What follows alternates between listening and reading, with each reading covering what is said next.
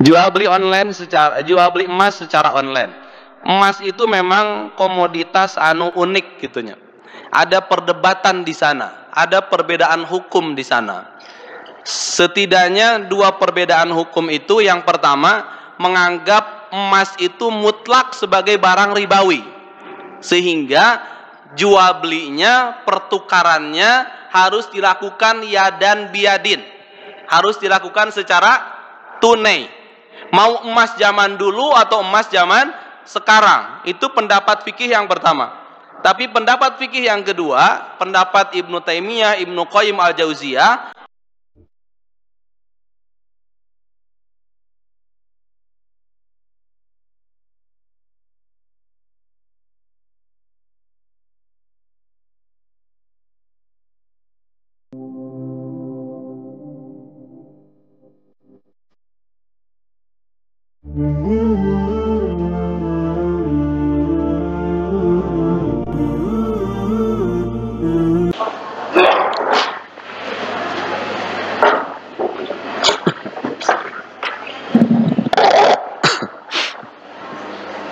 Bismillah.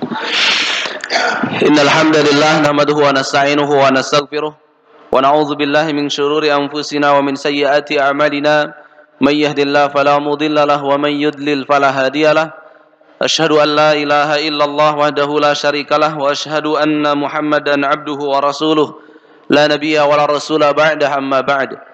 Faqad qala Allah ta'ala fi kitabihil karim, a'udzu billahi minasy syaithanir rajim. Ya ayyuhalladzina amanu taqullaha haqqa tuqatih wa la tamutunna illa wa antum muslimun. Wa qala an-nabiy sallallahu alaihi wa alihi wasallam, ittaqillaha haitsuma kunta wa atbi'is sayyi'atal hasanata tamhuha wa khaliqin nas bi khuluqin hasanin. Asbahna ala fitratil Islam wa ala kalimatil ikhlas wa ala dini nabiyyina Muhammadin sallallahu alaihi wasallam wa ala millati abina Ibrahim hanifan muslima wa ma kana minal musyrikin. Allahumma bika asbahna wa bika amsayna wa bika nahya wa bika namutu wa ilaikan nusyur. Raditu billahi rabba wa bil islami dina wa bi Muhammadin sallallahu alaihi wasallam nabiyya. Bismillahilladzi la yadurru ma'a ismihi syai'un fil ardi wa la fis sama' wa huwas sami'ul alim. Ikhwatal iman rahimani wa rahimakumullah, jamaah jihad yang Allah muliakan, alhamdulillah, puji serta syukur patut kita haturkan kepada Allah Subhanahu wa taala yang masih memberikan limpahan karunia dan nikmatnya kepada kita semua. Nikmat sehat, nikmat senggang waktu, juga sempurnanya nikmat iman dan nikmat Islam yang masih tertanam dalam diri kita masing-masing, sehingga dengan dorongan nikmat itulah kita mampu untuk sama-sama hadir di majelis ilmi yang insya Allah majelis yang dijanjikan oleh Rasulullah akan turun ketenangan di majelis ini, turun kebarokahan juga maghfirah dari Allah Subhanahu wa taala. Mudah-mudahan kita semua mendapat keutamaan bermajelis ilmi. Salawat dan salam semoga tetap terlimpah curahkan kepada junjungan kita Nabi Muhammad sallallahu alaihi wasallam, kepada keluarganya, para sahabatnya, para tabi'in, dan juga kepada seluruh pengikutnya sampai akhir zaman. Ikhwatal iman rahimani wa rahimakumullah, di flyer judul yang akan disampaikan pada kesempatan kali ini adalah hukum COD dan transaksi online lainnya. Mudah-mudahan tersampaikan. Ibu osok COD? Osok. Terang hukumna. Kumaha tuh itu? Ai COD na osok kari hukumna teu apal. Bapak osok. Terang hukumna. Sami. Oh, sami berarti 11 12 jeung ibunya. COD na osok, getol tapi hukumna teu terang. Padahal kata Umar bin Khattab radhiyallahu an, la yabi' fi suqina illa qad tafaqqaha fid din. Jangan pernah berbisnis, jangan pernah berdagang, jangan pernah bertijarah, jangan pernah berjual beli di antara kalian di pasar kami sehingga dia memahamkan dirinya ilmu agama, kecuali orang yang telah faham ilmu agama. Kami dina ungkapan anu sanes aya al ilmu qoblal amal. Satu acan berbuat teh kedah berilmu dulu. Ari urang mah tibalik, keun we kumaha engke hukum nama gitunya. Siga emam es krim pokokna mah emam heula we, keun we halal jeung teu halal nama. Untung we halalnya. Gitu. Untung we halal. Terang, Bu. Terangnya kan menuju viralnya. Pokokna mah dahar we heula keun we halal jeung teu halal nama. Untungna halal gitunya. Alhamdulillahna halal. Kumaha lamun teu halal nu baheula tos dituang kan moal tiasa diutahkeun deui. Gampang cenah Ustaz tinggal istighfar we, tah boga kitu urang teh nya. Boga ngahampura sorangan gitu. Padahal bab ngahampura mah urusan Allah. Cantang tuh dihampura, cantang tuh henteu gitunya. Nah, ikhwatal iman yang Allah muliakan, tentang hukum COD. Prakteknya sudah kita banyak laksanakan, tapi kenyataannya sebagaimana yang tadi. Hukumnya belum tentu kita pahami dan belum tentu kita tahu tentang hukum tersebut. Tapi sebelum ke sana, kita akan coba fahamkan dulu di materi yang basic, materi yang dasar tentang muamalah. Pami jamaah kemis matos hatam itunya, bab muamalah dasarna. Tapi margi teu sadaya kemis dongkap, aya nu dongkap sabulan sakali gitunya. Maka kedah diulang pemahaman dasar tentang muamalahna. Pemahaman dasar tentang muamalah qaidahna benten sareng bab ibadah. Pami bab ibadah mah qaidah nu berlaku teh nu dicepeng teh al aslu fil ibadah al butlan. Asal dina perkara ibadah mah batal kecuali ada dalil yang memerintahkan. Dina bab muamalah mah sebaliknya. Al aslu fil muamalati al ibahah. Asal hukum dina perkara muamalah adalah boleh. Illa ay hatta yadulla dalil ala tahrimiha.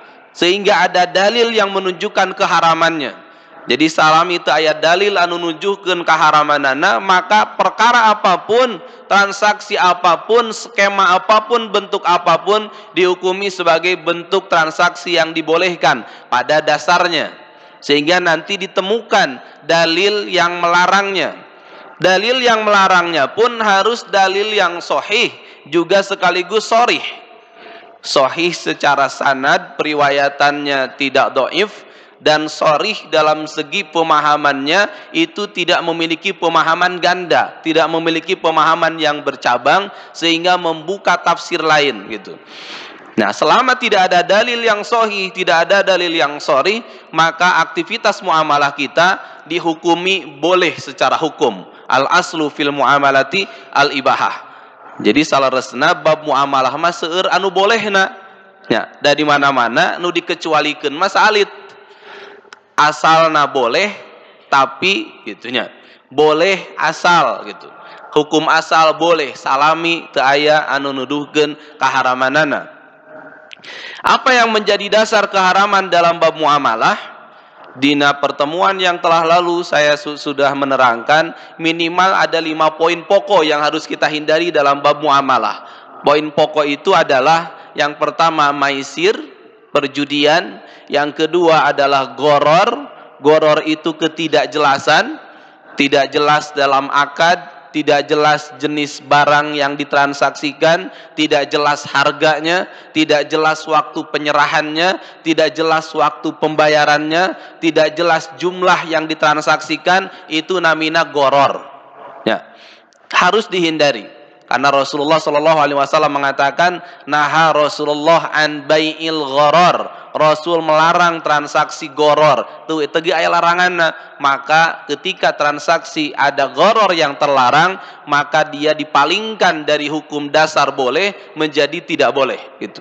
Salami taya dalil mah jalan terus berarti boleh.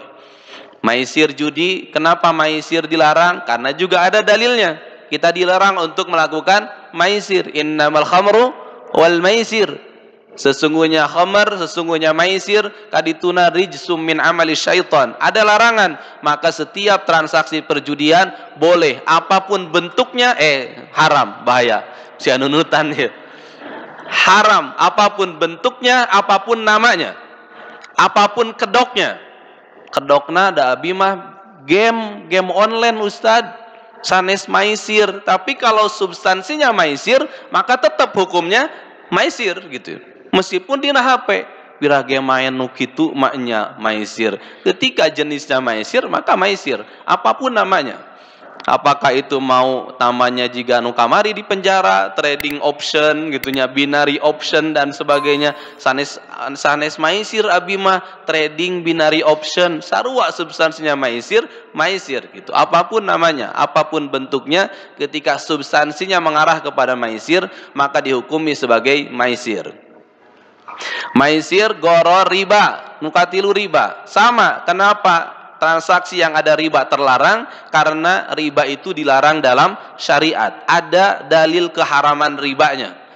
Yang keempat, selama tidak zalim. Jadi yang keempat, zalim yang harus dihindari. Zalim adalah segala bentuk aniaya. Ketika transaksi kita ada sinyalemen ketidakadilan atau kezaliman di dalamnya, maka transaksi tersebut menjadi transaksi yang terlarang. Kemudian yang terakhir, doror. Doror itu bahaya. Sanes goror, imaku dororun. La dororo wala diroro. Rasulullah, kita dilarang untuk membahayakan orang lain sekaligus membahayakan diri sendiri. Jadi selama tidak ada 5 itu, maka pada dasarnya transaksi yang kita lakukan adalah boleh. Termasuk kita lihat tentang bab jual beli. Di Al-Quran surat Al-Baqarah 275, dalil umum jual beli itu adalah wa ahallallahul bai'a. Allah parantos ngahalalkeun al-bai'a, jual beli. Ahalla secara lafaz tidak bisa diartikan selain kata halal. Jadi sorih bahwa halal, bahwa boleh. Apa yang boleh, apa yang halal? Al-bai'a. Al-bai'a sur para santri kan aya alif lam. Alif lam teh nuduhkeun kana sifat umum. Berarti segala bentuk jual beli pada dasarnya boleh. Tapi karena alif lam oge ma'rifat, ma'rifat itu tertentu, definitif, maka keumuman itu dibingkai dalam suatu hal yang tertentu. Boleh nate, halal nate, segala bentuk jual beli teh selama tidak ada pelanggaran syariat. Kalau ada pelanggaran syariat mah tetap jadi haram. Jadi keumuman nate bimakna yang sudah spesial maknanya. Nah, adapun ketika jual beli dalam kerangka syariat, maka apapun bentuknya, bagaimanapun skemanya, apapun namanya, maka dihukumi sebagai halal. Mengingat keutamaan ayat yang tadi, ahallallahul bai'a. Allah telah menghalalkan segala bentuk jual beli selama jual beli itu dalam kerangka syariat tidak mengandung 5 unsur yang tadi. Yaitu pemahaman dasar tentang hukum jual beli. Jadi secara umum sebenarnya hukum jual beli itu boleh. Tinggal nanti ada enggak larangan Allah yang ditabrak. Secara umum jual beli itu boleh, tapi lamun jual beli darah kobra terus dieut ku nu meserna kan haram. Karena darah haram. Hurrimat alaikumul maitah waddam. Tapi banyak orang yang santai icalan darah kobra gitunya. Seueur santai asa teu haram gitu. Padahal kan haram. Haram kita meminum darah kobra atas nama meningkatkan stamina, cenah cek Bapak, ame stamina kuat, darah kobra gitunya. Kan darah kobra mah haram, Pak. Jangan berobat dengan sesuatu yang haram, apalagi yang haram itu masih banyak alternatif.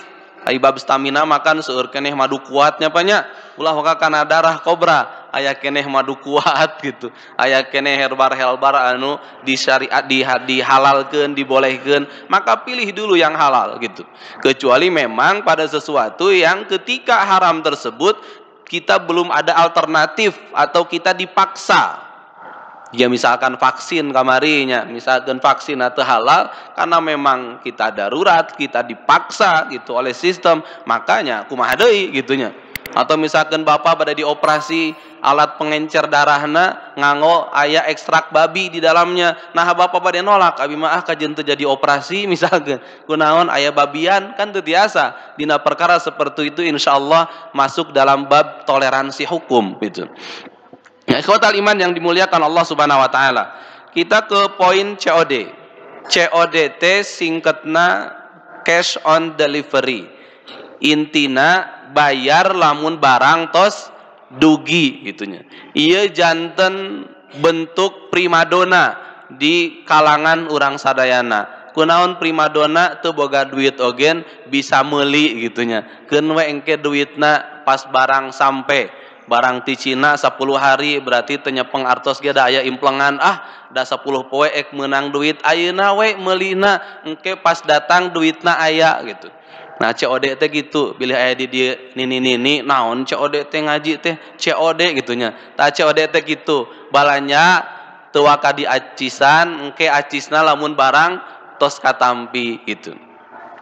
Secara hukum kajian kontemporer, fikih kontemporer, ternyata hukumna terbagi dua. Pami bapa dina WA berseliweran aya anu menghukumi COD teh haram dan bapa meyakini akan keharaman itu, maka bapa jeung ibu kudu eureun COD-an. Konsekuensina kunaon abi mah asa ngarti keneh kanu haramkeun gitu. Nya konsekuensina eureun COD-an karena COD haram. Tapi ketika bapak ternyata nguping pendapat lain mah COD teh geuningan halal, mubah dan sebagainya, dalilna ieu teu naon, lanjut kita COD gitunya. Maka lanjut silakan. Bade nu haram heula, bade nu halal heula. Nu haram heula lah nya. Pendapat pertama menyatakan COD itu haram. Landasan keharamanana aya hadis ti Ibnu Umar. Anna Nabiya sallallahu alaihi wasallam, bahwa Nabi Muhammad sallallahu alaihi wasallam naha an bai'il kali bil kali. Nabi Muhammad melarang transaksi kali bil kali. Kali bil kali teh sanes kali sungai sareng sungai gitu sanes. Kali bil kali teh terjemahnya transaksi utang dengan utang. Jadi landasan pemikiran anu ngaharamkeun COD nganggo dalil ti Rasulullah bahwa Rasul melarang transaksi kali bil kali. Tadi kaidah dasar, setiap jual beli halal, tapi lamun aya larangan maka dia berubah dari halal menjadi haram. Termasuk menurut pendapat pertama, kenapa COD haram? Karena ada dalil yang menunjukkan keharamannya. Mana dalilnya? Nu tadi Rasul melarang transaksi utang dengan hutang.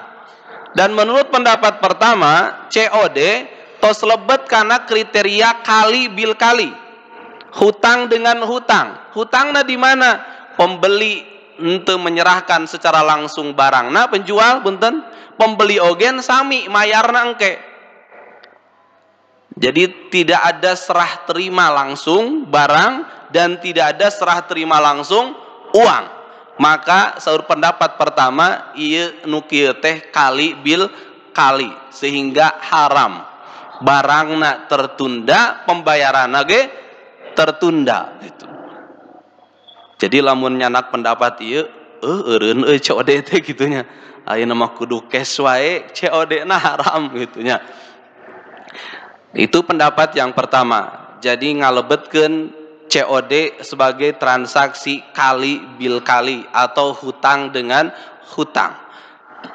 Pendapat yang kedua menyatakan bahwa COD teh hukumna halal, mubah.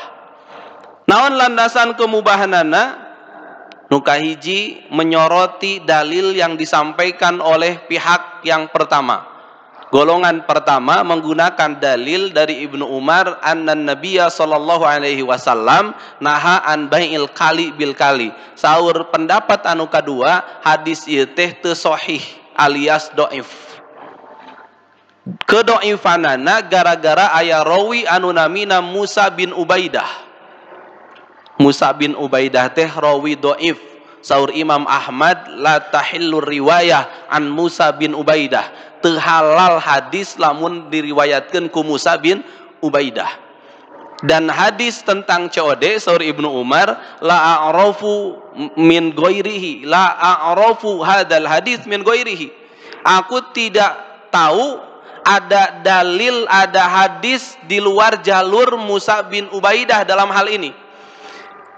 Jadi kali bil kalimah dina periwayatan selalu ada Musa bin Ubaidah, yang menurut Imam Ahmad Musa bin Ubaidah teh orang dhaif, orang lemah, rawi dhaif gitu. Teu halal periwayatan hadisna. Saur Imam Asy-Syafi'i oge sami. Saur Imam Asy-Syafi'i ahlul hadis, ahli hadis yuhinuna hadal hadis. menganggap lemah, menganggap doif hadis ini. Maka itu Ibnu Hajar al-Asqalani menyimpulkan bahwa hadis ini tidak sahih alias doif. Maka anu tadi kaidahna anu tiasa memalingkan tina hukum boleh teh hanya hukum yang harus hadis yang sahih juga sharih gitu. Maka pendapat yang pertama ditentang ku pendapat kedua, COD mah belum ditemukan hadis sahih yang menerangkan atau menerangkan secara langsung skema COD teh sami sareng kali bil kali sama dengan haram. Kunaon da hadisna doif. Jika kedoifan hadis transaksi ngagunakeun DP, Pak. Eta teh pan aya hadis larangan nganggo DP teh dilarang. Nah, Rasulullah an bai'il urbun. Rasul melarang transaksi yang menggunakan DP. Osok urang ngagunakeun DP. Aya hadisna pangalarang. Kan untungna hadisna doif gitunya. Jadi we boleh gitu make DP teh. Jadi banyak yang kita sudah laksanakan ternyata geuning ulah nu kieu teh ngan untung nu ngaulah geunana doif gitu ya. Coba lamun sahih kan urang geus sabaraha kali transaksi pakai DP ternyata dilarang dalam Islam, bahaya urang gitu. Maka di dia pentingna urang mengilmui teh, bukan hanya dina perkara ibadah tapi muamalah juga kita perlu ilmu. Apalagi muamalah pun sama kita praktekkan keseharian. Jadi mutlak kita harus paham ilmunya. Yang kedua, argumentasi tentang kebolehan cash on delivery atau COD adalah dari bentuk COD itu sendiri. Bentuk COD itu tidak dipahami sama dengan kali bil kali.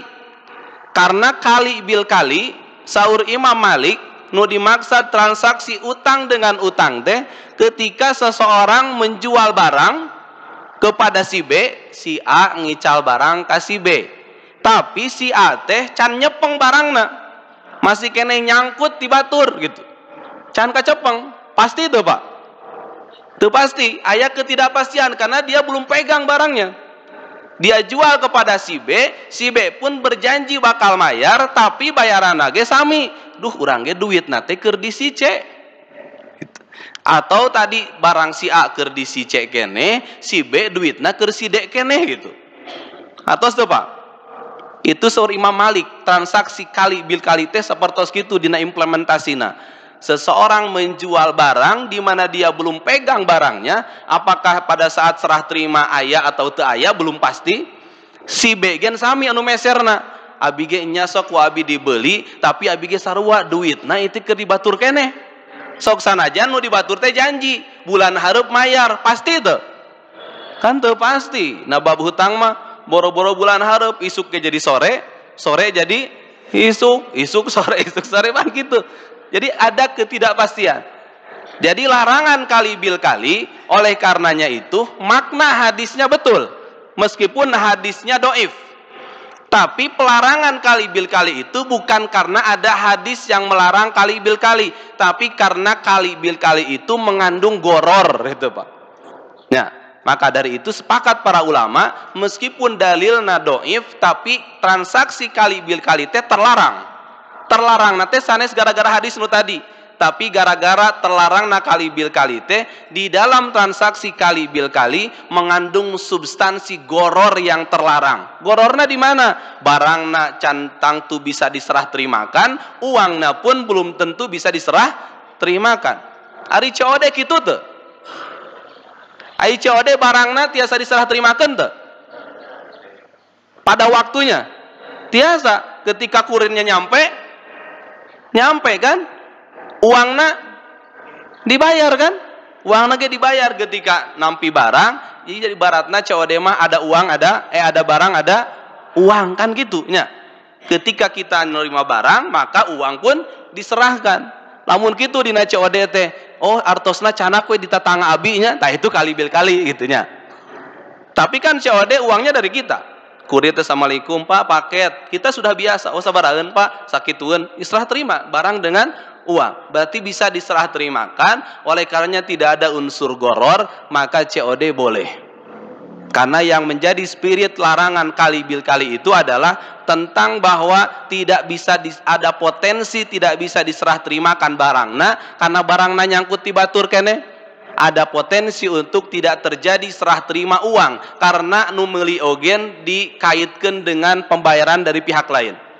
Itu kali bil kali. Jadi kali bil kali mah minimal ada 4 pihak yang terlibat. Nah, si penjual, terus yang megang barang, si pembeli yang megang uang. Jadi aya 4 gitu, kali bil kali. Jadi kirang pas pami kali bil kali disama dengankeun sareng COD. Karena COD mah anger 2 pihak. 3 pihak jeung kurir lah. Kurir makan eta mah di luar gitu nya. Kurir mah anu nganterkeun wungkul gitu. Nu transaksinya tetap 2 pihak. Dan dia ketika sampai dia bayar. Jadi agak kurang tepat menurut saya ketika menghukumi COD dengan kali bil kali. Karena di COD potensi terjadinya serah terima besar, barangnya diserah terimakan, uangnya pun diserah terimakan. Karena anu mayar lagi nu mesenna. Nu mesen bapakna datang kurir ka imah teu aya bapakna dibayar teu ku budakna. Dibayar. Nu pesenna budakna teu aya bapakna dibayar ku bapakna. Dibayar. Engke we ngantosan pun anak kan tada kaditu uih deui we gitu. Tah ibu teh kapaksa ngorehan kan nya. Si eta pesen teh teu beja-beja gitu nya. Bayaran ku ibu teh, bayaran ku bapak teh gitu. Jadi ada serah terima uang, ada serah terima barang dalam COD, maka terhindar dari goror.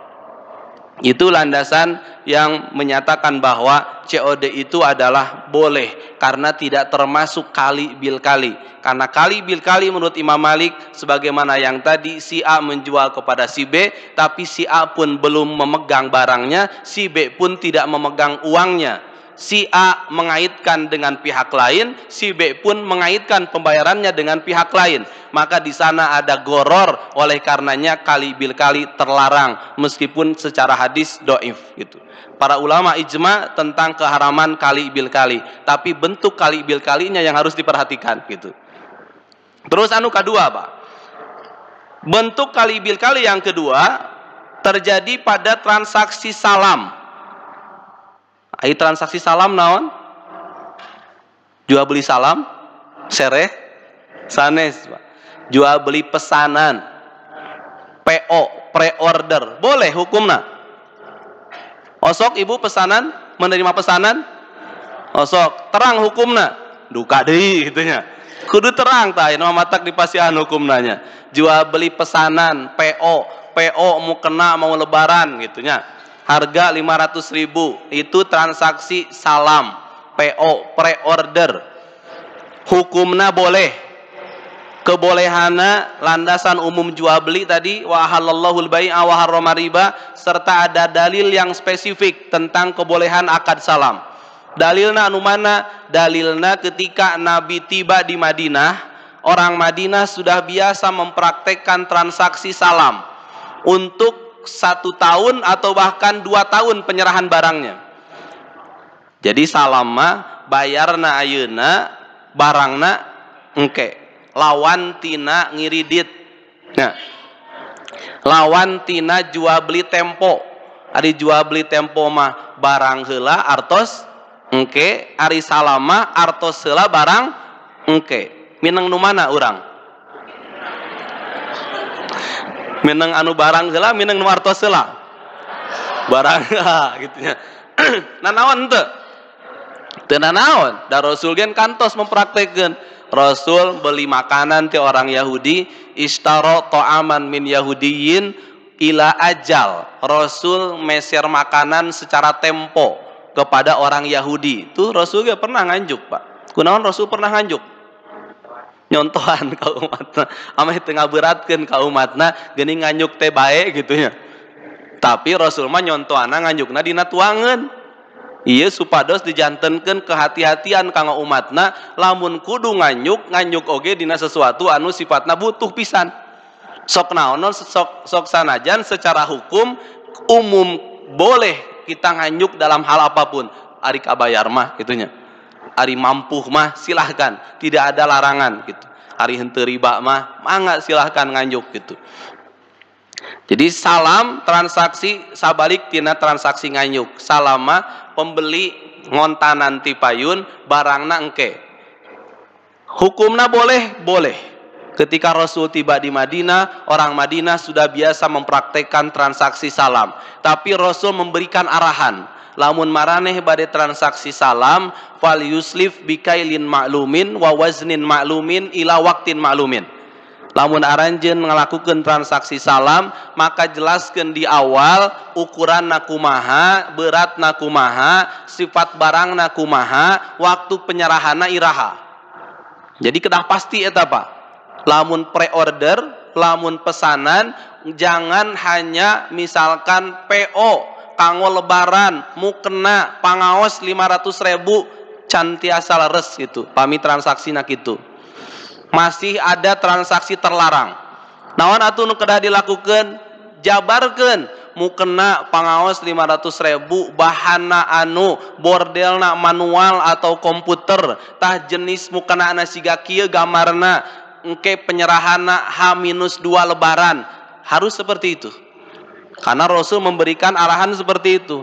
Fal yuslif bikailin ma'lumin wa waznin ma'lumin ila waktin ma'lumin. Takaran, berat, ukuran dan sebagainya harus disertakan di awal, serta waktu penyerahannya harus jelas. Karena kan bisa jadi engke teh gagal beres. Ari pesanan numpuk ternyata H+2 kakarak tiasa diserahkeun. Maka si pembeli boleh untuk mengajukan khiyar batal. Abi mah pesen mukena ge jang lebaran, ieu geus lebaran kaliwat 3 poe can aya wae, geus batal. Boleh, silakan batal. Karena dia sudah menyalahi akad di awal. Da abi mah pesen teh di awal disertakan H-2 harus sudah di tangan gitu. Nah itu salam Bu. Jadi ketika ibu dan bapak menggunakan sistem pesanan, pastikan dijelaskan di awal spesifikasi barangnya, sifat barangnya, jenis barangnya, waktu penyerahan barangnya. Kunaon kedah kitu, margi pamite kitu kalebet transaksi barangnya nggak ada. Menjadi transaksi yang terlarang. Ari pesanan barangna tos aya acan. Acan kan? Boleh nggak kita menjual barang yang tidak ada barangnya? Jual beli yang tidak ada barangnya boleh nggak? Nggak boleh. Namina eta bai'ul ma'dum. Jual beli yang barangnya tidak ada, belum kita pegang. Nggak boleh.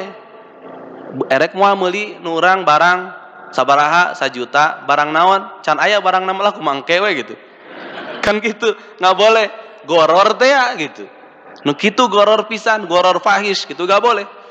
Maka dari itu syarat yang tadi menjadi syarat mutlak supaya pesanan yang kita jual menjadi ada dengan penerangan sifat, karakter, jenis dan juga waktu penyerahan. Jadi we ditoleransi, dihukumi aya gitu. Jadi kita teh menjual bukan tidak ada barangnya, aya, nu kumaha ayana, tah sifatna nu kieu anu bakal diayakeun teh gitu. Maka dihukumi sebagai ada. Maka wajib mutlak ketika salam, ketika transaksi PO diterangkan di awal jenis sedetil-detilnya sehingga tidak salah persepsi. Lamun 500.000 mukenana nu kumaha engkewe kejutan itu nggak boleh. Urang teh hayang nu alus ternyata datangna anu jiga pocong misalnya. Kan jadi nggak baik. Kita boleh untuk membatalkan kalau seperti itu, dan itu transaksi yang tidak boleh dilakukan. Salamna acan sampurna. Nah, COD anu kadua kali bil kali anu kadua terjadi dari transaksi salam. Bagaimana transaksi salam? Ketika si penjual tidak mampu mengadakan barang di waktu yang disepakati, kan di salamat tadinya Pak. Misalkan H-2 mukena teh jadi. Si penjual tos megang artosna sabaraha tadi? 500.000 per orang. Tapi ternyata di H-2 teh can tiasa, kumaha teh can beres, atau misalkan barangna langka di pasar, lamun barang jadi teh gitunya. Barang jadi teh di pasar teu aya, maka ditransaksikeun we ku si penjual teh. Uyosnya ce nu 500.000 ku abi we peser deui jadi 700.000. Tapi di 2 kalikeun nya. Nah itu kali bil kali. Kunaon kali bil kali? Barangna aya teu aya? Teu aya. Dia mentransaksikan apa? Harga 500.000 dengan harga baru 700.000. Ieu mah sebagai bentuk ieu we ganti rugi gitunya. Wios we anu 500.000 dibayarkeun teh ku abi diacisan deui 1 juta. Tapi dibayarna di 2 kalikeun. Maka nanti kenapa kali bil kali dalam konteks ini tidak dibolehkan? Hutang dan hutang seperti ini lebih dekat kepada transaksi bai'ul inah. Nah, bai'ul inah teh naon deui wae? Wah, geuning lobanya nu teu apalna apa ya. Urang teh bab muamalah mah gitu. Transaksi inah gitu. Jadi mentransaksikan harga anu 500.000 bari teu aya barangna dibeli ku duit deui gitu. Maka di sana terjadi potensi untuk terjadi riba. 500 di duitan jadi 1 juta gitunya. Dihilian 500.000 dihilian ku 1 juta, maka itu termasuk riba. Maka kenapa secara makna kali bil kali itu tetap haram? Karena yang pertama substansinya goror, yang kedua jenis kedua substansinya riba itu. Maka meskipun hadis dhaif, secara makna itu dijadikan sebagai, ulama mengatakan tetap tidak boleh.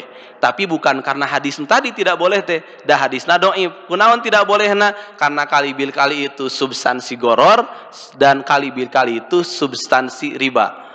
Dan dalam COD yang kedua ternyata COD pun gak masuk transaksi salam yang kedua gitunya. Maka dari itu gak pas ketika COD dihukumi sebagai kali bil kali. Margi tina 2 bentuk anu tadi asa teu aya nu meneran jeung bentuk COD mah. Ya. Nu kahiji nu tadi bahwa COD kali bil kali nu pertama teh si A ngical barang ka si B, barangna si A nuju di si C, duitna si B nuju di si D. Ya. COD teu kitu gitunya. Nu kadua kali bil kali bentuk nu kadua dina transaksi salam. Ketika si penjual tidak mampu menghadirkan barang pada saat yang dijanjikan dan dia ternyata mentransaksikan ulang harganya dengan harga yang baru. Membeli harga bukan membeli barang, membeli uang dengan uang. COD ge sanes kitu gitunya. Jadi COD lebih tepatnya dihukumi sebagai hukum boleh karena tidak pas ketika COD disamadengankan dengan kali bil kali. Alhamdulillah regreg aya nama tiasa COD deui gitu ya un kitu. Kecuali tadi ibu anger bu, saya mah kali bil kali COD teh mangga tinggal eureun COD-anana gitu ya. Tapi ada 2 pendapat tadi.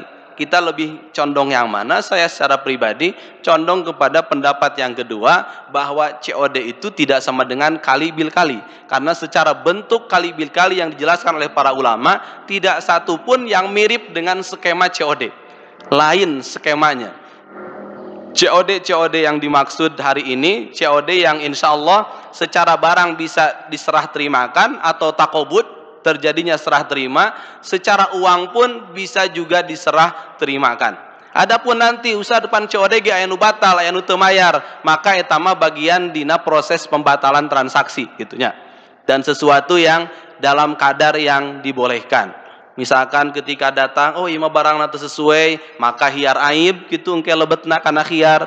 Karena di Islam oge aya khiar. Khiar naon? Khiar mah opsi pilihan kanggo lanjut atau batal transaksi. Jadi ibu sareng bapak nusok balanja baik sebagai penjual atau pembeli dina Islam aya hak khiar. Jadi pamitiasa penjual-penjual online dia juga mensyaratkan khiar atau mengikut sertakan khiar. Balanja di toko online abi mah mangga lamun aya barang anu henteu pas mun icalan sapatu silahkan uihkeun deui engke digentos nomerna, tapi dengan syarat uang ongkos kirimnya ditanggung pembeli. Itu mangga dan itu lebih baik daripada engke nu meser teh duh sapatu teu kapake kunaon biasa nomor 4 hiji teh mahi ternyata sereg, ternyata misalkan logor dan sebagainya. Tapi ketika misalkan dia faham bahwa dalam muamalah itu ada hukum khiyar, maka dia sertakan di deskripsi toko, bagi Anda yang tidak cukup pembeliannya atau terjadi tebogoh, maka silahkan dikembalikan dan kami akan mengembalikan uang atau mengembalikan barang, silahkan. Namina khiyar. Di mana landasan khiyar? Di hadis Nabi Muhammad SAW ti Hakim bin Hizam.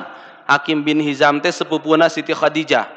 Saur Rasulullah al-bayyi'ani bil khiyar.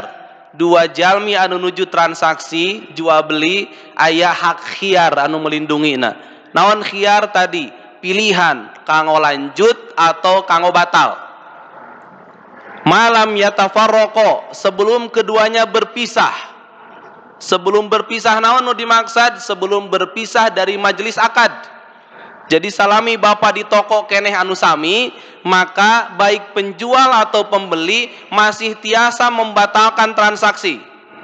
Ibu meser acuk, masih keneh di toko acuk, ternyata emut, oh itu duit teh kalah jadi meuli baju, pada panjang meuli beas misalkan. Maka langsung ke pemilik tokona, bapak punten ieu moal cios. Meskipun tos dikuitansian, meskipun tos serah terima barang, maka boleh melakukan khiyar majlis namina. Al-bay'ani bil khiyar. Tong baeud ibu penjual ketika aya pembeli nu ngabatalkeun padahal si pembelina masih kene di majelis akad. Tong baeud can rezekina berartinya karena dilindungi ku hukum. Al-bay'ani bil khiyar, dua orang transaksi terikat khiyar gitu. Masih memiliki hak khiyar. Pon engke sebagai pembeli pun sama, sebagai penjual pun sama. Bapak salah ngical barang eta teh pesanan batur, ternyata kaical ku bapak. Ketika anu meserna aya keneh di toko tiasa dipanggil, "Kang, ceuk punten ka dieu heula. Puntennya moal cios ngical barang ieu, mumpung ece di toko keneh. Abi bade ngagunakeun hak khiyar majlis. Batal we transaksinya, punten pisan." Maka harus islah dua-duanya. Jadi ulah teu balik pisan penjual tahulah gitu. Nu tadi ge sami pembeli, teu balik pembeli teh. Ulah gitu, karena ada hak khiyar. Salami masih dina majelis akad, secara teori muamalah akadna teu acan lazim. Lazim teh naon? Mengikat hukumnya. Tapi lamun salengkah we kaluar tina majelis akad, maka tos tetep hukumna. Tiasa khiyar, teu tiasa. Teu tiasa khiyar majelis maksudna. Tos teu tiasa deui digunakeun khiyar majelis. Lamun ibu tos kaluar toko, tos teu tiasa deui dibatalkeun. Tiasa teu tiasa dibatalkeun nganggo khiyar maksudna. Tapi bade batal tiasa henteu, tiasa wae. Tapi sanes nganggo khiyar, nganggona akad anu sanes. Berarti dia harus akad lagi untuk membatalkan akad yang pertama. Naon namina akad pembatalan akad? Namina iqolah. Kantos nguping ikolah neme, alhamdulillah berartinya. Ikolah teh akad pembatalan akad. Jadi lamun transaksi tos mengikat dibatalkeun teh ku akad baru. Ya. Akad baru, tapi namina akad baru berarti harus disepakati oleh kedua pihak. Sifatnya pengajuan. Mun bapak tos kaluar tina toko, tos teu secara otomatis tiasa digentoskeun atau tiasa dibatalkeun. Dah tiasa dibatalkeun mah eta mah khiyarnya. Lamun tos kaluar toko mah nganggona akad baru namina iqolah. Tapi iqolah mah teu tiasa otomatis terjadi, tapi kedah melalui pengajuan karena dia sifatnya akad baru. Bapak, Ibu, punten pisan pami tiasa abi moal cios ieu meser barang. Si penjual boleh menerima, boleh menolak. Punten da ieu makan bapana ge tos teu aya khiyar majlis, tos jadi akadna oge, punten nyapanya teu tiasa digentoskeun di teu nanaon, Pak. Tapi lamun bapak nampi, maka luar biasa bapak di mata Allah Subhanahu wa taala. Bati nu tadina dicepeng dina tangan, ku Allah digantikeun jadi magfirah. Kunaon teu cios ieu kieu, oh nya beuwe mangga ieu artosna. Ridho pisan dibatalkeun akadna teh gitunya. Padahal terjadi batina, maka ku Allah dijanjikan magfirah. Man aqala nadiman bai'atahu sa Rasulullah aqalallahu asratahu yaumal qiyamah. Sing saha jalmi anu nampi pembatalan akad dengan rasa tidak menyesal, Allah akan hapuskan semua dosanya pada hari kiamat. Tuh Pak, namun tukang dagang paham muamalah mah muamalah tak gelo gitu ya. Teu jadi order oge, batal akad ogen santai. Kunawan santai baekeun leungit bati oge, nu penting magfirah tos ditetepkeun ku Allah Subhanahu wa taala. Sok milih bati milih magfirah. Dua nana ditanya gitu pasti dua nana cenah. Kan seandainya dibenturkeun anggar milih nu mana? Milih magfirah milih bati. Bati deui wae, wah eta mah kacida. Kan milih magfirah gitu ya. Kita lebih milih magfirah. Maka santai, wah berarti macan rezekina nu tadina tos di tangan, bahkan bisa jadi tos 2 hari kemudian, 3 hari kemudian batina geus kajajankeun, geus beak, geus jadi daging bawa gitunya. Ternyata aya kan jami, Pak Haji punten, Bu Haji punten, ieu moal cios meser kenteng nu 2 truk teh gitu. Nyesok we ka diekeun lah bae gitu. Aya teu jami nu ikhlas gitu.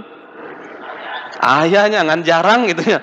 Jika nanti jarang ngan ketika kita ikhlas nyasok wewios ka dieu gende sok turunkeun deui ieu artosna pek tah, maka Allah gantikeun kauntungan anu tos di tangan leungit tapi Allah tetepkeun barokah. Aqalallahu asratahu yaumal qiyamah, Allah membatalkan dosanya pada hari kiamat. Luar biasa Pak nya. Hoyong keing magfirah sing ikhlas yang mun anu batal gitunya. Bahkan di WA we mangga bilih anu batalkeun gitu. Abi hoyong magfirah gitu ya. Batal bisa bade baratal akad sok kadarieu we tah eta mah nyungkun mah nya sok kadarieu we lah yang magfirah sok baratal gitu nya tah eta mah nyungkun gitu. Jadi di dalam Islam sebenarnya tadi enak ketika kita sudah paham ilmunya, tidak pernah nanti aing batal proyek gara-gara corona rugi ratusan juta, enggak Pak. Insyaallah Allah gantikan dengan ketetapan magfirah dari Allah Subhanahu wa taala, dan itu lebih kita butuhkan dari hal apapun. Nah, itu khiyar majlis sareng iqalah nya. Jadi iqalah mah akad pembatalan akad, pami khiyar mah opsi untuk membatalkan akad gitu. Iqalah mah lamun disepakati jadi, lamun teu disepakati mah teu jadi gitu. Tapi lamun jadi urang nampi iqalah, tadi konsekuensina urang dihapuskeun dosana ku Allah Subhanahu wa taala. Jadi lamun aya nu ngabatalkeun teh aya mah tong baeud sing ikhlas can rezekina gitu nya. Meskipun batina ge geus ka mana gitu. Tapi sifatna tadi pengajuan. Maka jadi ilmu ka urang sadayana, bapak sareng ibu sadayana, pami akad tos lazim, jual beli tos bebas tos kaluar tina majelis akad, teu aya syarat, teu aya cacat tina akadna, maka ulah sagawayah ngabatalkeun akad. Contoh misalkan ibu tos meser seminggu yang lalu gamis karerencangan, ternyata tos jadi akadna teh tos diacisan tos kaluar dina majelis akad da geus saminggu kan nya. Ternyata ibu nelepon karerencangan, "Ceuk tah aya budak kadinya nganterkeun gamis, duitna bikeun deui ka budak ek batal we" gitu. Teu tiasa sagawayah gitu. Eta mah cerminan jalmi anu teu paham nya. Margi aya prosedurna membatalkan akad teh gitu. Lamun tos jadi akadna kedah iqalah, kedah pengajuan, ulah otomatis bikeun deui ka budak abi mah pokona mah hayang batal gitu. Teu tiasa kitu nya. Mun kitu jadina jigana hancurnya dunia bisnis teh gitu. Tos 3 poe datang deui ku naon ceuk? Batal bu kadikeun duitna gitu. Hancur gitu nya mun aya anu kitu. Nu kadua khiyar majlis Pak. Dina Islam aya khiyar majlis. Khiyar majlis teh khiyar syarat nu kadua. Landasan dalilna al muslimuna ala syurutihim. Orang muslim itu terikat dengan syarat-syarat yang mereka buat. Jadi ketika orang ical galeh, boleh kita mensyaratkan syarat tertentu. Salami syaratna syarat yang mubah, sanes syarat anu haram. Sanes syarat anu menghalalkan yang haram atau mengharamkan yang halal. Selama syaratnya syarat mubah, maka boleh disepakati. Misalkan Pak abi bade meser ieu 1 juta, tapi abi minta waktu 2 dinten bade runding heula sareng bojo. Pami bojo teu satuju dina waktu 2 hari eta ku abi bade dibatalkeun. Oh nya sok mangga 2 dinten eta silahkan. Itu khiyar syarat. Yang ketiga khiyar aib. Khiyar aib mah ketika ada cacat barang. Meskipun tos kaluar tina majelis akad, meskipun ada syarat yang disepakati, tapi ternyata aya cacat dalam barang yang dijual, maka boleh untuk khiyar, batalkeun akadna. Tos 1 hari yang lalu beli gamis, padahal dina syarat barang yang sudah dibeli tidak boleh dikembalikan, tapi aya aib, cacat. Wajib punten ieu mah gamis teh cacat, naon sungsang misalkeun. Makanya wayahna teu bisa geus jadwal beuli itu nya, geus jadi, geus lazim gitu nya akadna, tos mengikat eta akadna teu tiasa, harus diganti atau dikembalikan uangnya gitu nya. Karena ada cacat. Karena orang muslim kata Rasulullah, al muslimu akhul muslim. Seorang muslim saudara bagi muslim yang lainnya. La yahillu li muslimin, tidak halal bagi seorang muslim ba'a min akhihi bai'un fihi aibun. Terhalal orang muslim menjual barang nu aya cacatna. Mun teu halal berarti haram. Jadi lamun orang ayeuna tah bade usum lebaran kan rame, ternyata barang BS ditaraikeun deui kana etalase anu normal, sok we bae gabungkeun hijikeun da keur usum rame mah moal dibeber-beber gitu ameh kajual, nah itu hati-hati. Tapi apakah boleh kita menjual barang cacat? Boleh.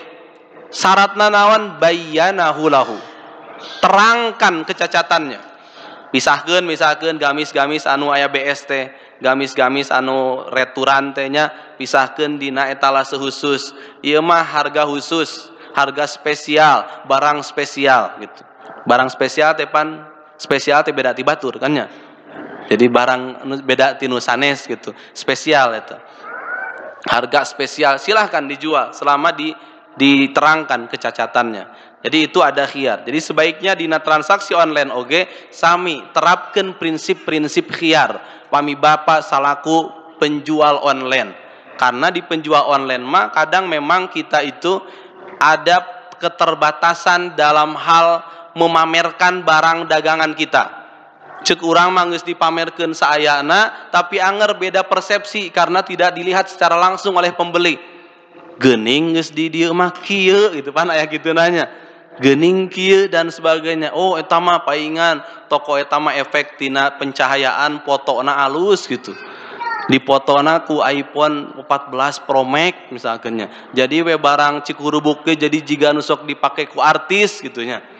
Jadi beda gitu. Maka silahkan moal matak rugi lamun menyantumkan barang yang tidak sesuai dengan ekspektasi Anda, silahkan dikembalikan tapi dengan syarat itu tadi ongkir ditanggung oleh pembeli. Itu khiyar itunya.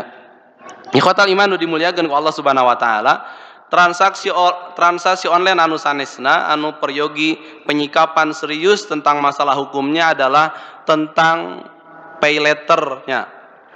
Transaksi anu ngagunakeun pay letter. Pay letter teh naon? Transaksi anu dibayar kemudian.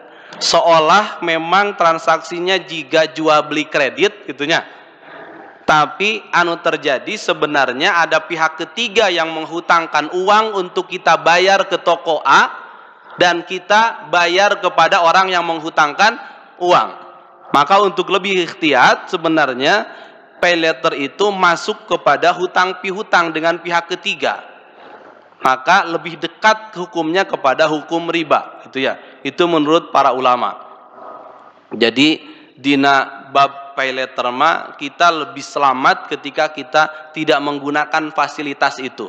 Karena transaksinya bukan jual beli langsung dengan pemilik barang. Kita dengan pemilik barang transaksinya, tapi si pemilik marketplace anu masihan hutangan gitunya. Masihan hutangan tah jang mayarna barangna 10.000 engke maneh kudu mayar 15.000. Nah maka itu dihukumi dekat dengan hukum riba. Maka kita harus hati-hati. Aya waktu 10 menit margi di masjid memungkinkan untuk tanya jawab saalit.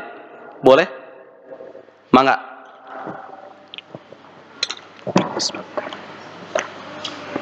Atur nuhun Ustaz. Kapunten pilih kantos kabahas dina sanes wakosnya. Anu ieu masalah transaksi pulsa Ustaz. Kategori nu mana da eta? Atur nuhun Ustaz. Pulsa 10.000 diica 12.000 gitunya. Riba teu riba cenah kunaon 10.000 digentos jadi 12.000 gitunya. Pulsa itu bukan uang kan, cuman memang penghitungan jumlahnya siga artos gitunya. Karena 10.000 siga artos padahal bukan uang, tapi pulsa. Pulsa itu komoditas tersendiri. Jadi sah-sah wae pulsa 10.000 nominalna diical 12.000. Statusna sanes tukar menukar uang. 10.000 ditukar dengan 12.000, tapi membeli pulsa. Pulsa itu alat yang digunakan sebagai pembayaran perkomunikasi kita. Cuman alat hitungnya mirip uang gitunya. Tapi tidak dihukumi uang. dia komoditas pulsa itu. Jual gitunya, barang gitu, barang jualan. Jadi boleh-boleh saja, Pak. Bukan riba ketika kita pulsa anu 20.000 jual 25.000 gitu. Duh, ya bilih riba pulsa 20.000 jualnya 20.000 gitunya. Ente, Pak, itu mah bukan riba. Itu jual beli biasa saja.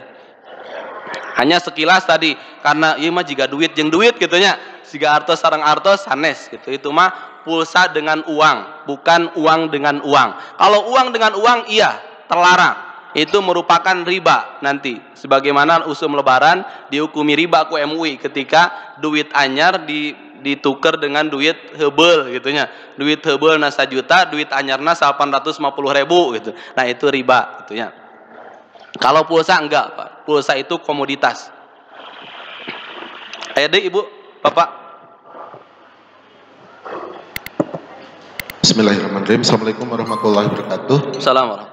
Mohon izin Pak Ustadz, mungkin di luar tema ini mengenai ini Pak Ustadz, transaksi di minimarket itu Pak Ustadz. Oke. Emang nilainya tidak seberapa, tapi kalau kita misalnya udah jual beli di pembayaran, kadang-kadang ada kelebihan kembalian itu suka ditanya sama kasir, Pak ini diinikan aja untuk donasi ya, kayaknya begitu. Nah kadang-kadang kita suka khawatir gitu Pak Ustadz, donasinya untuk apa gitu ya.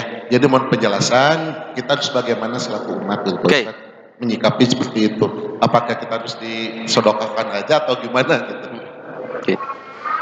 Terang satu lagi Pak Ustadz. Bangga. Bagaimana transaksi ikolah pembatalan akad disertai dengan denda? Oke. Kalau sudah transaksi ada seperti tadi pembatalan 1 truk gitu kan, untuk biaya gitu. Terima kasih. Oke. Dalam belanja kadang kita ditawari ya. Jual belinya sudah selesai ya. Bab jual belinya sudah selesai. Pas diangsulan karena permenkeun we. Atau sodakohkeun we gitu. Itu tawaran kebaikan. Bapak ini sisanya mau disodakohkan atau tidak. Pertama hukumnya ketika kita ditawari untuk kebaikan, kita boleh ambil boleh enggak, gitu ya. Tapi kalau misalkan dikhawatirkan ieu teh kaon-naon sodakohna misalkan. Ternyata atau kita disinyalir kuat, oh ieu mah ada sodako, ieu mah jaringanna jaringan Yahudi misalkan. Sodakoh kita yang masuk dipakai untuk proyek-proyek mereka, maka lebih baik kita jangan. Tapi untuk memastikan ya kita tanya, ieu punten sodakohna kanggo disalurkeun ka mana gitu. Misalkan tanya si kasirna ngajawab kanggo masjid anu, kita boleh sodako, boleh ambil. Tapi kalau misalkan sudah diketahui secara pasti kang mana itu sodakohna Pak, oh iya mang kanggo proyek kristenisasi, oh kita berarti jangan gitu ya Pak ya. Maka kita harus pastikan teh sodakohnya mengalir kemana. Maka nggak salah kita bertanya dulu, punten sodakohna kawan-kawan gitunya. Adapun nanti pilihannya kepada kita. Mau ambil silahkan, mau jadi sodakoh juga silahkan gitu. Jadi bade sodakohkeun mangga, bade dicanak mangga. Ih sia eta 50 perak yang meni dibawa kan begitu gitunya. Kadang kita suka risih dengan nilainya kan. Risih dengan nilainya enggak seberapa seolah kita itu terkesan pelit atau naon gitunya. Biar lagi 50 perak moal abi mah bade dicanak 50 gitunya. Rasa teh kumaha gitunya. Padahal kita dari sisi lain bersikap ihtiyat, hati-hati. Karena kita gak mau juga dana kita meskipun 50 perak teh ti urang wungkul. Lamun balanya sapoe dinya 1000 urang kan jadi 50.000 gitunya. 50.000 maka jadi untuk program yang tidak baik. Jadi memang untuk memastikan ketika kita ditawari untuk ieu teh bade didonasikeun atau henteu, kita tanya nggak salah. Donasi buat apa? Donasi masjid oh nya mangga we. Donasi buat apa? Teu terang Pak abi ge ti kantorna tah mendingan tarik lah gitu. Abi ge kebijakanna ieu mun ieu donasina tidak boleh diberitahukan misalkan. Udah we tarik meskipun 50. Biasa abi mah mangga 50 ka dieu. Teu aya Pak ya 100 biasa saya angsulna ieu gitunya. Gitu. Jadi lebih baik seperti itu ada kejelasan dulu karena kita nggak mau juga untuk bertawun dalam sesuatu yang tidak baik gitu ya. Itu mungkin Pak. Yang kedua dalam hal ikolah tadi ya. Dalam hal ikolah ternyata ada denda. Dalam ikolah kalau misalkan ikolahnya tanpa resiko ya, misalkan gamis dikembalikan, gamis bisa utuh, bisa dijual lagi kepada pihak lain, sebaiknya jangan ada embel-embel denda. Tapi kalau misalkan ternyata barang yang sudah dijual ternyata ada sesuatu yang menimbulkan kerusakan, maka boleh kita untuk menetapkan ganti rugi sifatnya. Ganti rugi berdasarkan biaya yang real.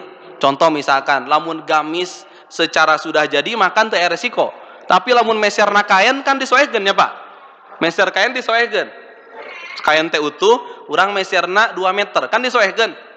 Ketika kita ikolah ke tukang kain, Pak punten moal cios biasanya tukang kain teh nya wios batal mah tapi wayahna nya ada kainna tos rusak, jadi aya denda sekitar saanu misalkan. Maka tidak mengapa ketika disepakati itu. Tidak mengapa ketika disepakati moal janten riba, dasane sebab hutang piutang. Ieu mah babna akad gitunya. Babna akad. Akad itu akan sesuai dengan syarat yang dibuat. Jadi boleh-boleh saja ketika kita ikolah ternyata da ieu mah tur barang abi jadi rusak, biheung ka ical deui, biheung henteu gitunya. Wayahna tiasa uih artosna setengahna. Misalkan kalau seperti itu juga boleh kalau disepakati gitu ya. Jadi ieu mah bukan hutang piutang tapi transaksi baru. Transaksi itu boleh salami tadi syaratnya disepakati. Al muslimuna ala syurutihim. Tapi tentu kalau tadi dilihat hadis yang mengatakan aqalallahu asratahu yaumal qiyamah dengan tidak ada rasa menyesal, berarti ya memang ikhlaskeun gitu bayalah. Tapi kalau misalkan ada kerugian dari si pembeli tidak boleh untuk mendolimi orang. Jadi harus saling gitu ya. Harus saling dalam hal ini. Misalkan 2 truk dibatalkeun, sok mangga batalkeun asal eta kenteng sok kana tempatkeun na itu kebelah ditu, sok ku ti bapa ulah ti pagawe abi gitu, seperti gitu kan? Misalkan. Karena kita pun rugi kalau pagawe urang anu dilibatkeun kanggo nurunkeun kenteng 2 truk misalkan. Sok we mangga bade batal mah tapi wayahna ku padamal bapa diturunkeunana moal ku padamal abi gitu. Itu sah-sah saja syarat-syarat seperti itu. Karena ini bukan hutang piutang tapi akad baru. Ikolah itu akad baru. Akad untuk pembatalan akad. Maka boleh di dalamnya ada syarat-syarat yang disepakati. Begitu. Itu mungkin, Pak. Satu lagi, Ustaz. Mangga Pak Haji.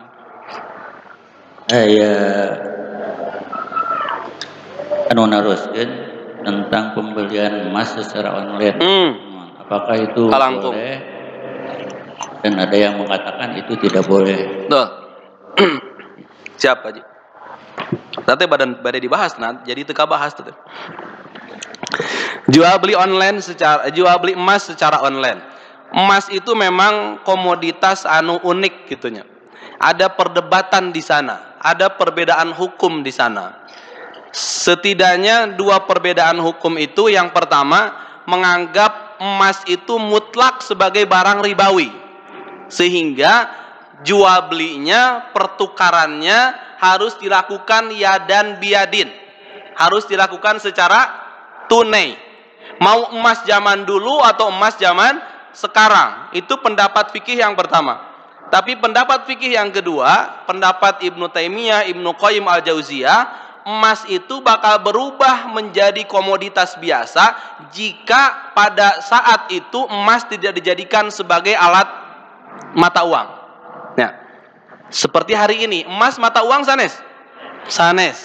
Maka boleh dilakukan sebagaimana komoditas biasa. Bade tunai mangga, bade kredit mangga, bade offline mangga, bade online mangga. Mengingat emas hari ini tidak digunakan sebagai alat tukar gitu.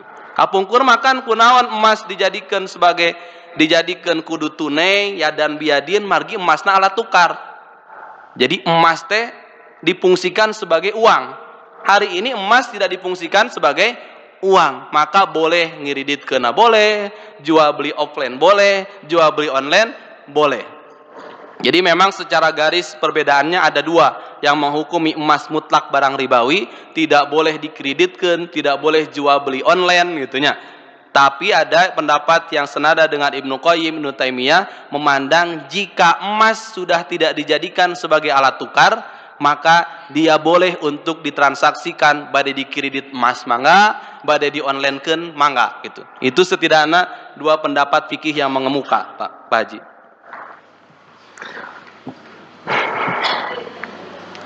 Taya atas? Oh, jadi mangga.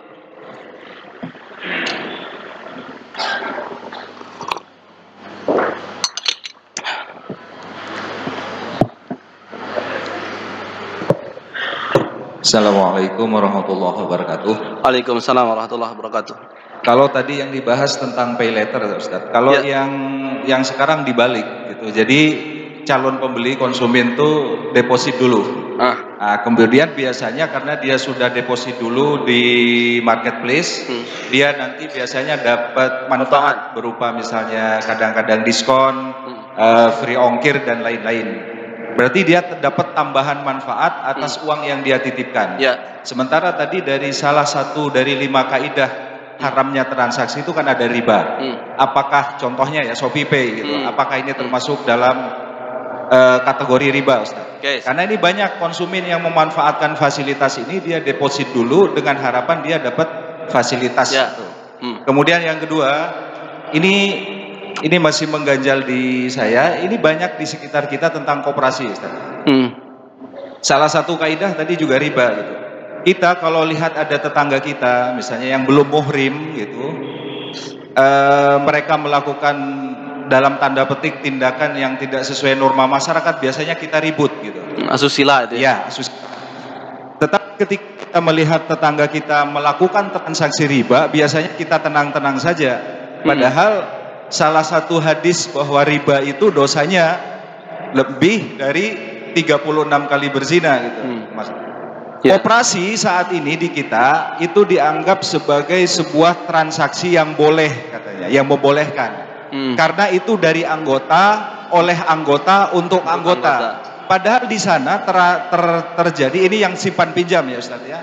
Ketika kita meminjam senilai tertentu, kita harus mengembalikan dalam nilai yang lebih. Itu katanya boleh karena itu bukan pribadi. Beda dengan bank konvensional, apalagi kalau yang bank bank emok itu. Mohon jawabannya, clearnya bagaimana hukum yang sebenarnya. Assalamualaikum warahmatullahi wabarakatuh. Assalamualaikum warahmatullahi wabarakatuh. ShopeePay berarti itu pembahasan elektronik wallet, saku elektronik gitu ya. Ada dua kebiasaan dari si pengguna elektronik wallet itu atau ShopeePay. Ada yang dia itu deposit ya.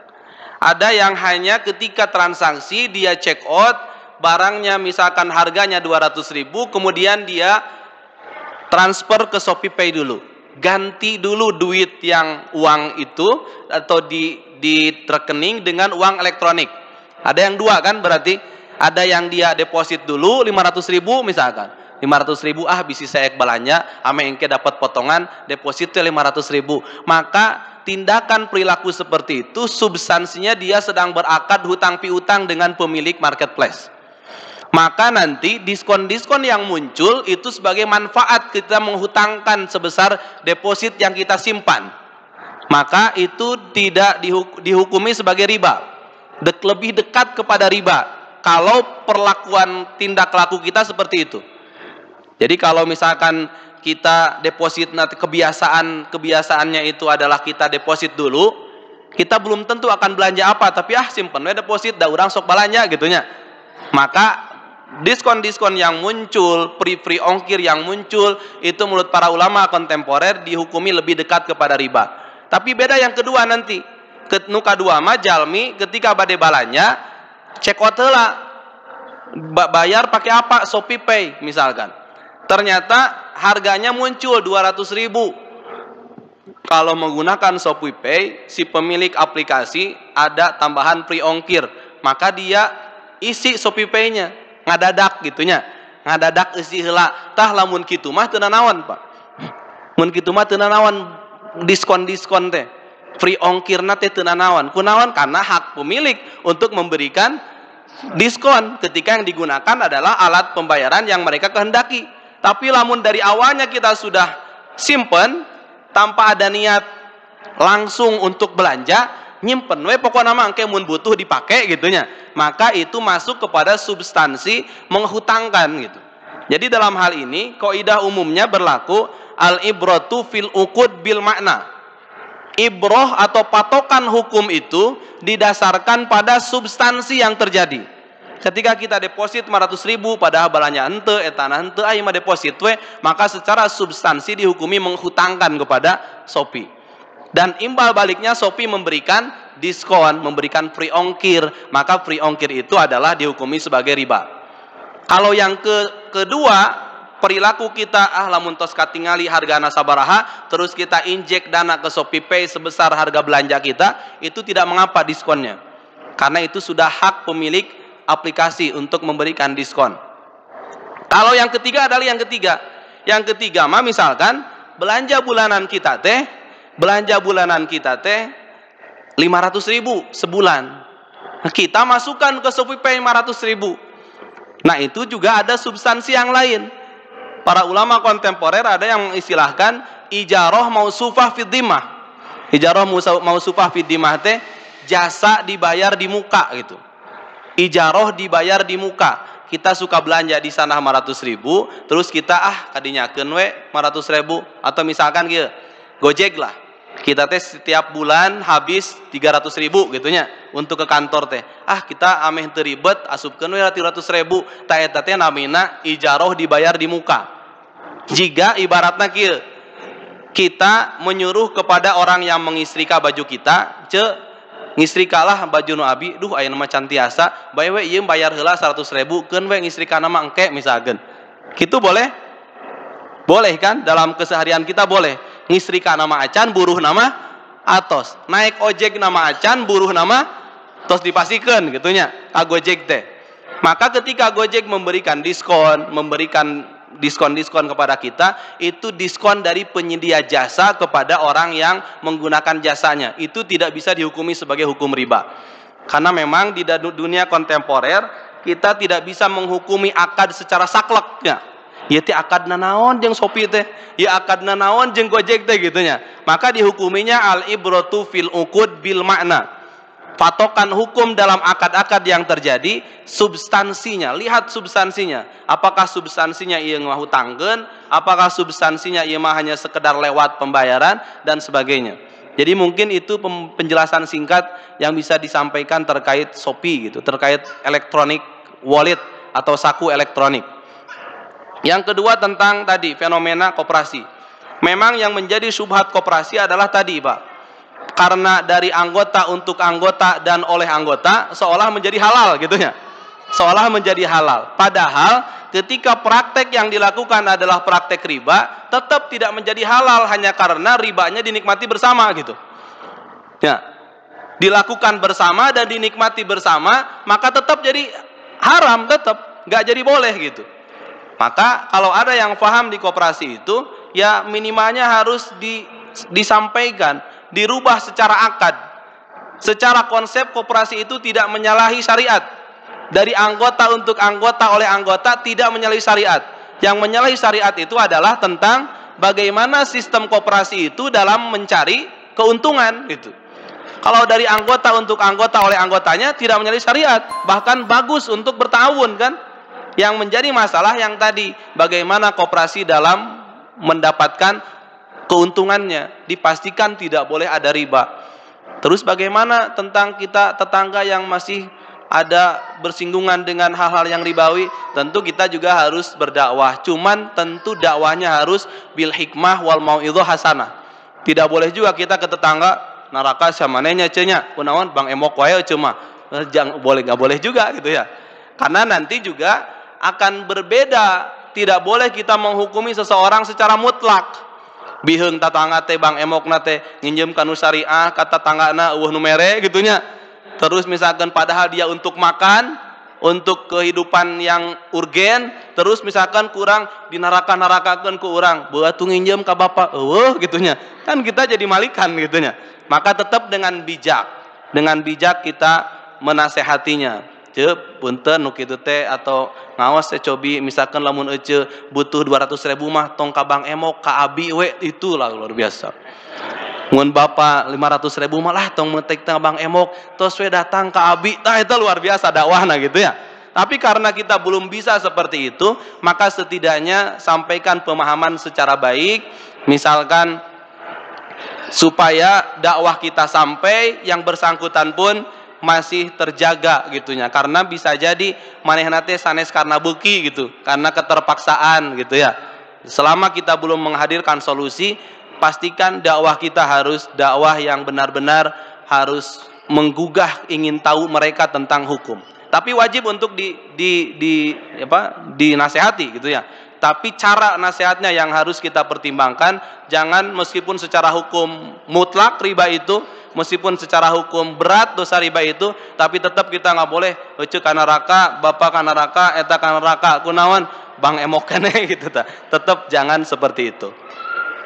Satu lagi, kalau memanfaatkan barang gadaian boleh atau enggak? Yang lebih menenteramkan dan lebih hati-hati tidak boleh memanfaatkan barang gadaian, karena bisa jadi masuk dalam kaidah kullu qardin jarra manfaah fahuwa riba. Setiap hutang piutang yang mendatangkan kemanfaatan, maka manfaat itu dihukumi riba.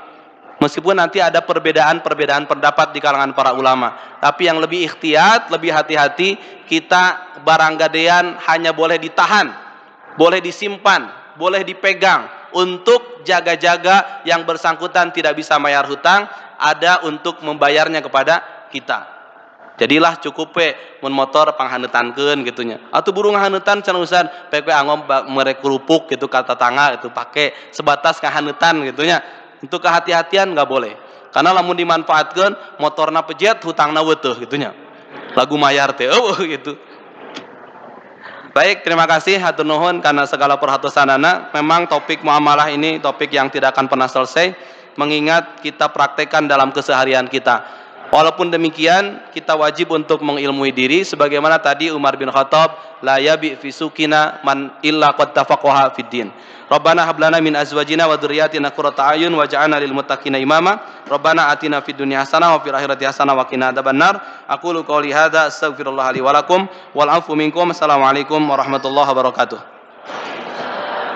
Waalaikumsalam warahmatullahi wabarakatuh. Jazakallahu khairan katsirah pada Ustaz Atif Firmansyah yang telah menyampaikan materinya untuk kita semua.